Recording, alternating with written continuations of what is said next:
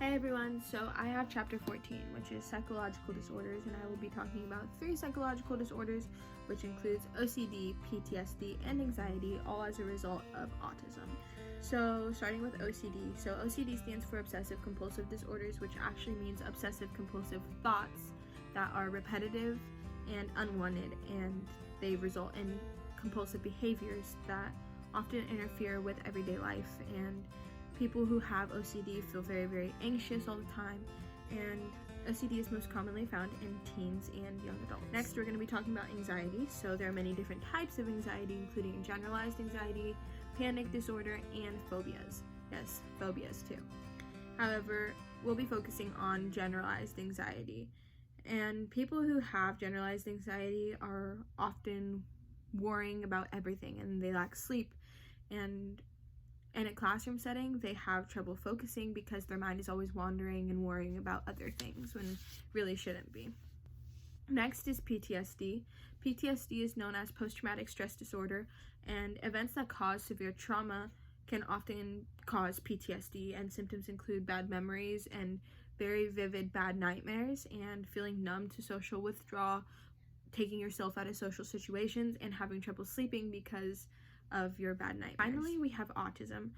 Autism isn't necessarily talked about in this chapter, but it has a lot to do with what I'm going to be talking about.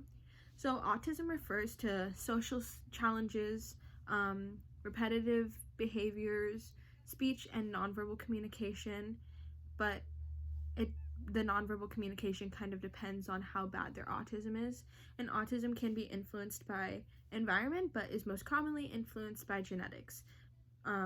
People with autism may experience sensory sensitivity, so loud noises might hurt their ears, anxiety, and have trouble learning.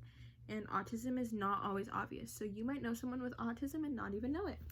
This past year, I volunteered at an elementary school, and I had the pleasure of working with a young man, and we'll just call this young man Bobby. Bobby had OCD, PTSD, anxiety, and autism. And when I worked with Bobby, he was 12 years old. However, he was nonverbal until he was 10. Comes from a very, very loving family. However, none of them speak English. So Bobby was having to learn how to speak English and Spanish at the same time when he was going through everything else that he goes through and all the challenges he faces on a day-to-day basis. In a classroom setting, he's very good, actually. He has his own paraeducator, and he goes to speech therapy every day. It works very, very hard, and things just come a lot slower to him, which is okay. And when approaching him, you have to be very stern and use a calm voice, though, and exaggerate all of your facial expressions, because as a result of his autism, he has trouble differentiating his own feelings as well as everyone else's feelings around him. So you kind of have to exaggerate it for him.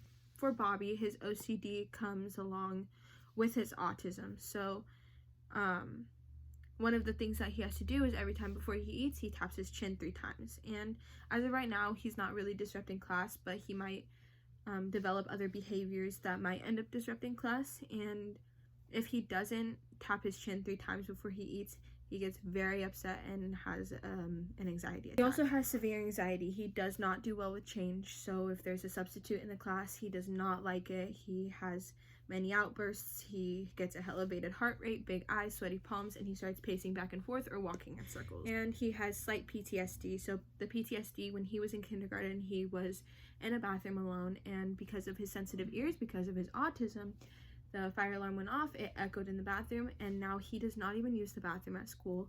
And every time he hears the word fire drill, he freaks out and he makes himself throw up. So Bobby has low functioning autism. So like I said, he was nonverbal until he was about 10 years old. He can't really differentiate emotions, and he has outbursts often. So these disorders tie together, and most of them come along with autism. Many studies show that when people have autism, they often have anxiety and OCD, but the PTSD comes because of the sensitive ears, because of autism. So they all tie together in a way.